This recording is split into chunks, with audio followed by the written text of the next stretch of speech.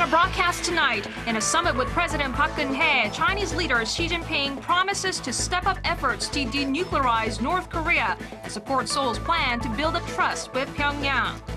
Japan's sincerity in facing its wartime wrongdoings is under question ahead of the country's first summit with South Korea in almost 2 years, with a higher-ranking official making contradictory comments. Plus, Korea opens its first gold trading market, waiving transaction commissions for the first year. These stories and more next on ARIRANG News at 8. Good evening to our viewers in Korea, and hello to those of you who are watching from around the world. It's Monday, March 24th here in Seoul. I am Yoo Ji-hye. We begin this evening in The Hague on the first leg of President Park Geun-hye's two-nation European tour. The Korean leader held bilateral talks with Dutch Prime Minister Mark Rutte on the sidelines of the year's nuclear security summit set unopened later this Monday. They exchanged hopes of further expanding economic cooperation between their countries. This is the first time a Korean president has made an official visit to the Netherlands. At 11 p.m. Korea time, President Park will give an opening speech at the Nuclear Security Summit 2014 alongside the Dutch Prime Minister and UN Secretary General Ban Ki-moon, which will be bringing it to you live here on Arirang TV. And prior to her one-on-one with the Dutch Prime Minister, President Park held a summit with her Chinese counterpart Xi Jinping in The Hague. The two sides reaffirmed their stance on North Korea and spoke about a pending trade pact. Our presidential office correspondent Choi Sun, who is traveling with the president, files us this report. President Park Geun-hye discussed better cooperation on curbing North Korea's nuclear program with Chinese President Xi Jinping on Sunday. The two leaders met for the fourth time ahead of this year's Nuclear Security Summit in The Hague. President Park stressed Pyongyang cannot achieve economic development while continuing with its nuclear weapons program. To that end, President Xi said China opposes North Korea as a nuclear weapons state and that Beijing is, in its own way, persuading its ally to fulfill its previous international denuclearization pledges. This comes after President Park urged North Korea's traditional allies, China and Russia, in an interview with a Dutch broadcaster to push Pyongyang harder to give up its nuclear arms. The Chinese leader then endorsed President Park's trust-building initiatives on the Korean peninsula and policies for a peaceful reunification. President Park said a unified Korean peninsula would be nuclear-free, symbolic of peace, generating a new growth engine in Northeast Asia. On the trade front, the Korean president said the two sides should try to finalize negotiations for a Korea-China FTA within a year, to which her Chinese counterpart agreed. Choi Yoo-sun, Arirang News, The Hague. Ahead of a trilateral summit among Korea, the U.S. and Japan scheduled for Tuesday, Japanese Prime Minister Shinzo Abe said it's important to face history and pass it on to the next generation. But his sincerity is once again in question after contradictory comments from his close aide. Hwang Sung-hee has the details.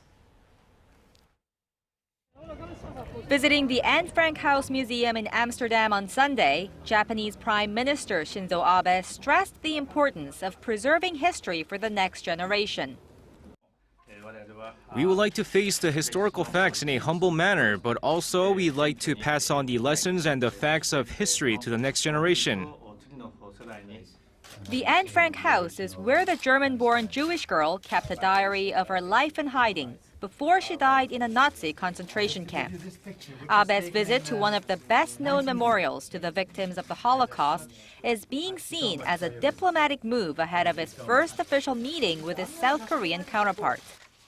President Park Geun-hye has been refusing to meet Abe until just days ago when he vowed to uphold Japan's landmark apology issued in 1993 to the victims of its wartime sexual enslavement during the Second World War.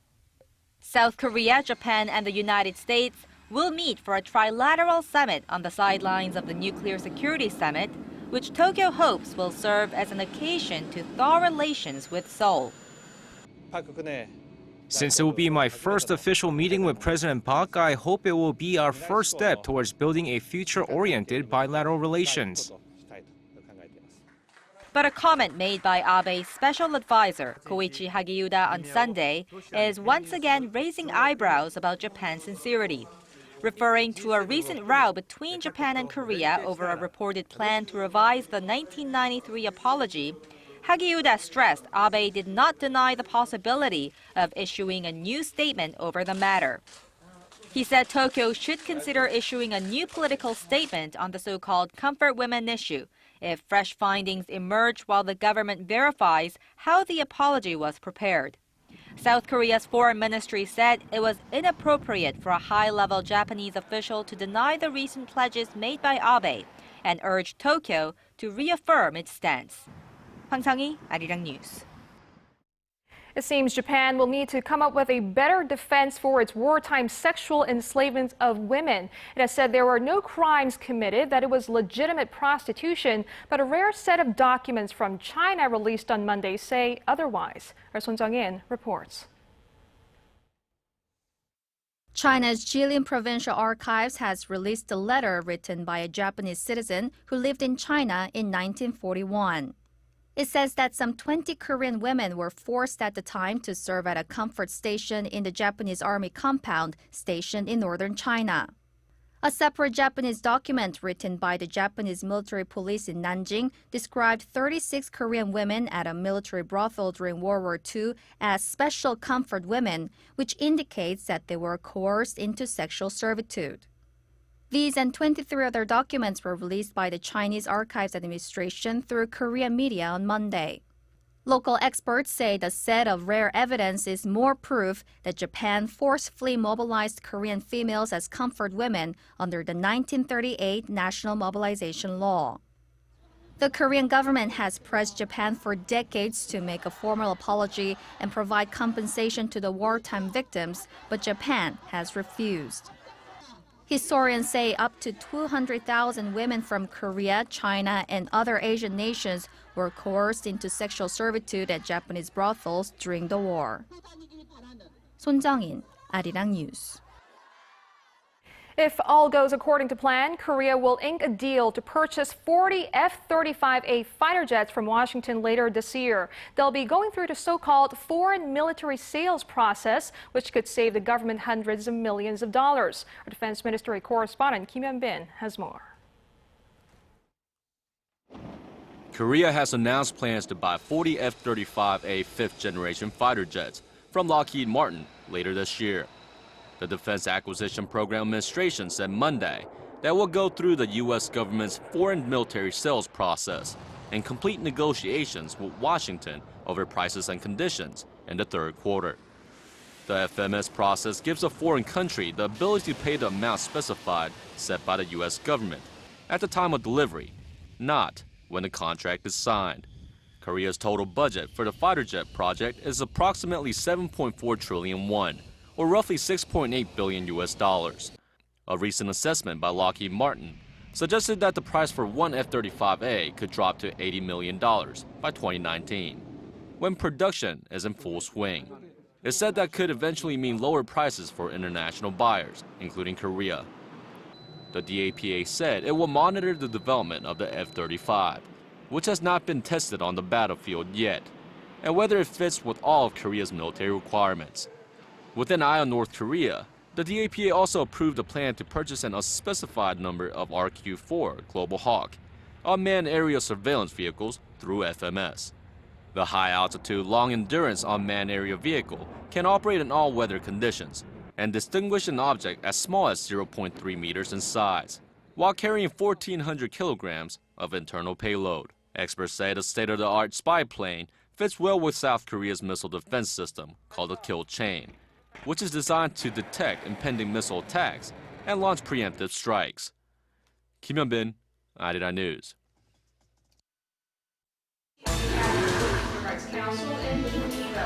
For the latest in news that impacts Korea and the world, join Yoo Ji-hye for a lively half hour that covers politics, business, international news, and much more. Live at 8 every weeknight on Arirang TV.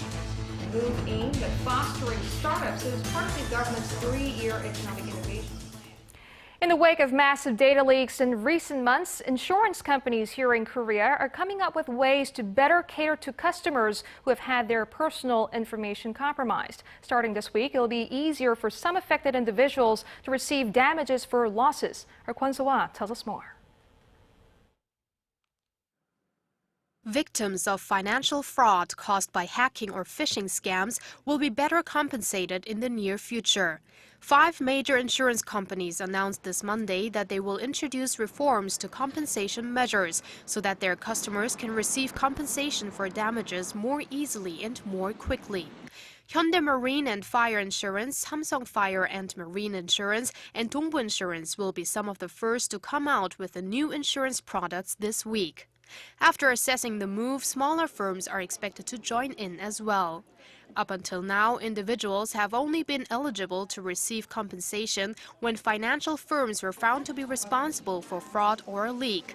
The change means they will be able to receive damages for losses even when it's not clear who is behind the breach of privacy.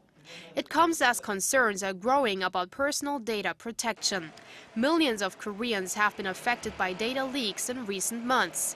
Customers of KB Kookmin Card, NH Nongyap Card, and Rutte Card had personal information leaked, as did those who do business with Standard Chartered Bank Korea and Citibank Korea. As such, financial authorities plan to make those companies subscribe to the new insurance before others. Kwon So-ah, Arirang News. Korea has opened its first ever gold exchange market as part of efforts to bring the underground economy into the open and help rein in tax evasion and illegal transactions. Our Kim Ji-yeon reports. Korea's first ever gold exchange market opened its trading doors to the public on Monday. It offers a place for dealers and private investors to make gold transactions. 1-gram units of gold bullion of 99.99% purity are bought and sold in the exchange market. 8 securities firms and 49 futures trading companies have registered and participated in the trading. Investors can withdraw gold from the exchange in units of kilograms. The trading prices of gold are adjusted in real time, with 1 gram closing the first day at just over 46,000 Korean won, or $43.5 US. This is all part of the government's efforts to prevent tax evasion and the illegal trade of the precious metal. Individuals in Korea own an estimated 700 tons of gold, 7 times the amount held by the Bank of Korea. Nearly 70 tons is thought to be traded each year without being taxed. The Korea Exchange says transaction fees will be waived until March of next year to help the exchange platform take root. It is expected to offer a stable and efficient trading environment for dealers and potential investors and boost the liquidity of gold within the next 2 years. The market will be open from 10 a.m. to 3 p.m. weekdays. Gold can be withdrawn from 5 other Korea Exchange offices outside of the capital city of Seoul. Kim Ji-yeon, Arirang News. Korean tech giant Samsung Electronics has found itself nestled at the top of tablet PC valuations, beating out its U.S. rival Apple. U.S.-based consumer magazine Consumer Reports said Monday that Samsung's new tablet PC models, the Galaxy Tab Pro 10.1 and Galaxy Tab Pro 8.4, got the best ratings. The scores are based on the device's various features like portability and resolution. The Galaxy Tab Pro 10.1 received a combined score of 90, the first time the U.S. magazine has dished out an evaluation in the 90 range. Apple's iPad Air, which falls in the same category, ranked 4th with 85. The growing number of smartphones in the country has given rise to concerns about addiction, and teens run the greatest risk. A study on the internet and smartphone addiction conducted by the Ministry of Science, ICT, and Future Planning shows that around a quarter of Korean teenagers were at risk of smartphone addiction last year. That's a jump of around 7 percentage points from 2012. For the overall population, the risk of smartphone addiction rose slightly by 0.7 percentage points to just under 12%. The government instituted new measures this year to lower addiction rates, which include compulsory prevention education for elementary, middle, and high school students.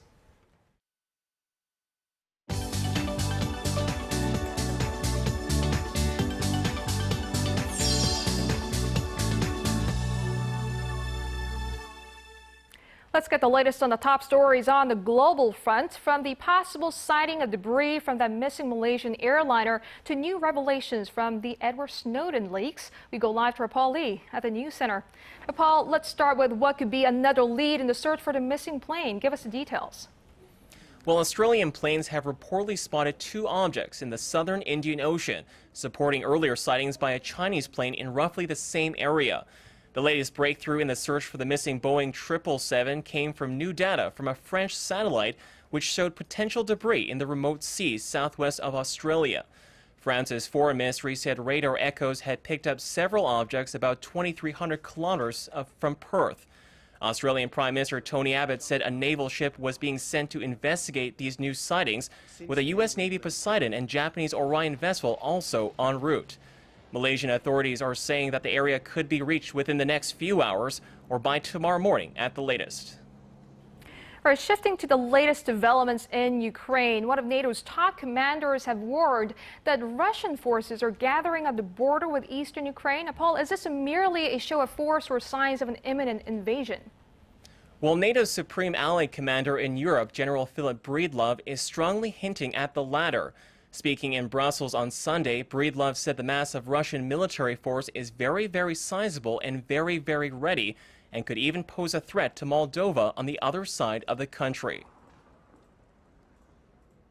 If Russia is worried about a country moving towards the west, a way to solve that is an incursion, a frozen conflict, and now no one wants to think about bringing that nation aboard into NATO because it might mean conflict with Russia. And in just the last few hours, Ukraine's interim president, Oleksandr Turchinov, has ordered the full withdrawal of armed forces from Crimea. He said the decision was made due to growing Russian threats to military personnel and their families. And looking now to a massive mudslide in the U.S. state of Washington. Paul, what's the latest on the search and rescue efforts? Well, authorities say 3 people have been confirmed dead and at least 8 more are injured. 18 people remain unaccounted for in the deadly landslide, which was likely triggered by unsteady ground soaked with heavy rainfall over the past month. Local authorities say everything is being done to search for survivors amid the dangerous conditions. 7 people were transported to area hospitals with injuries as a result of this slide. There is 3 confirmed fatalities at this time. At today's operational period, our number 1 priority is responder safety. We've got this huge square-mile mud flow up there that is basically like quicksand. It's extremely fluid. It's moving.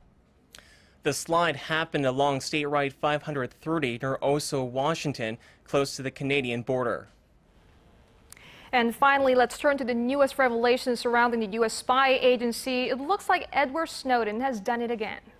That's right, Jihei. Newly released documents show the NSA hacked into the email servers of Chinese tech giant Huawei 5 years ago.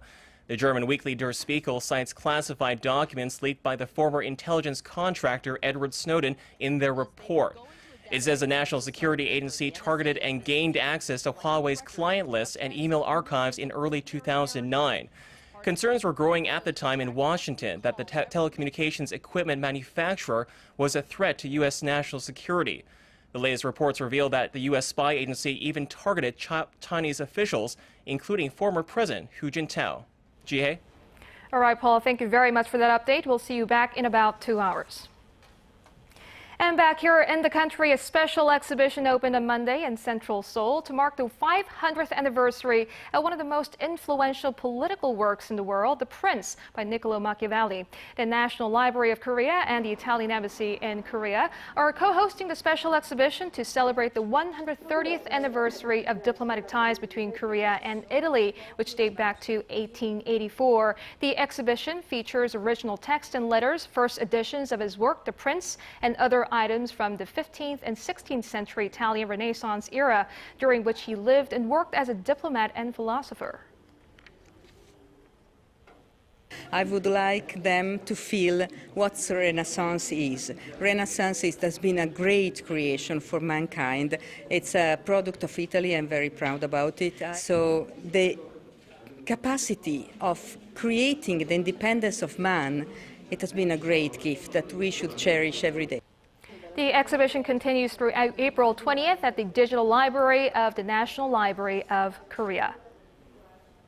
And staying on the culture front, the Korean wave washed ashore in China this past weekend. A K-pop concert hosted by ARIRANG TV in Shanghai on Saturday featured some of the industry's hottest acts and drew thousands of fans from all over the country.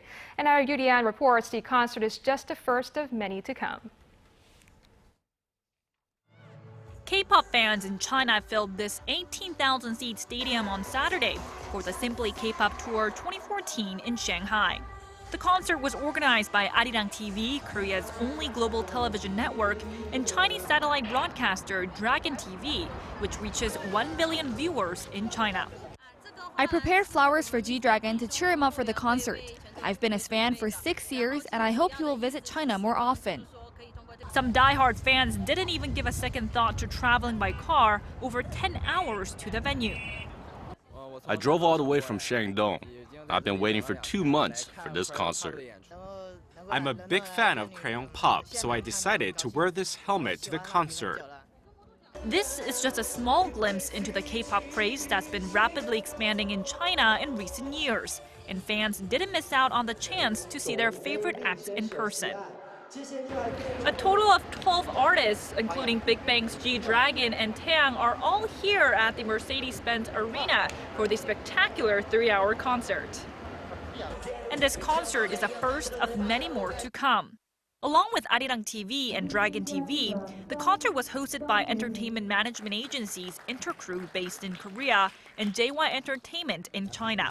The 4 groups signed a memorandum of understanding ahead of the concert, agreeing to promote more cultural exchanges between China and Korea. That includes more concerts and even television programs. I'm excited to work with Korea's Arirang TV, and I hope to deepen our relationship through more projects together in the future. The concert will be broadcast on Arirang TV to over 100 million households around the world on April 11th and 18th. Yurian, Arirang News, Shanghai.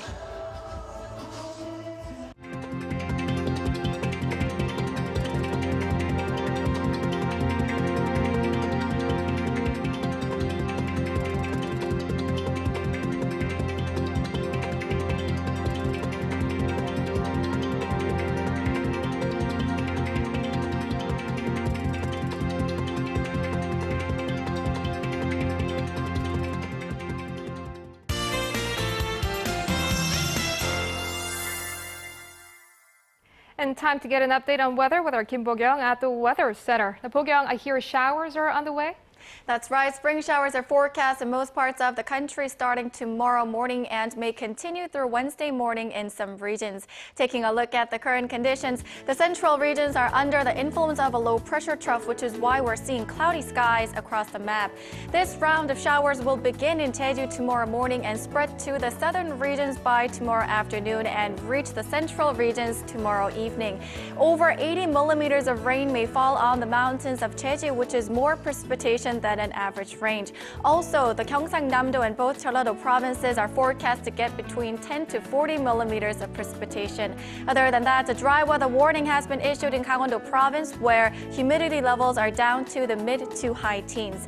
Looking ahead at tomorrow's readings, Seoul and Daegu make it to 19 degrees, while Gwangju and Busan hit the mid-teens. Moving on to other regions, Jeju peaks at 17 degrees, while Dokdo and Mount Kumgang top out at 13 and 11. That's all the updates for Korea, and here's a look at the international weather.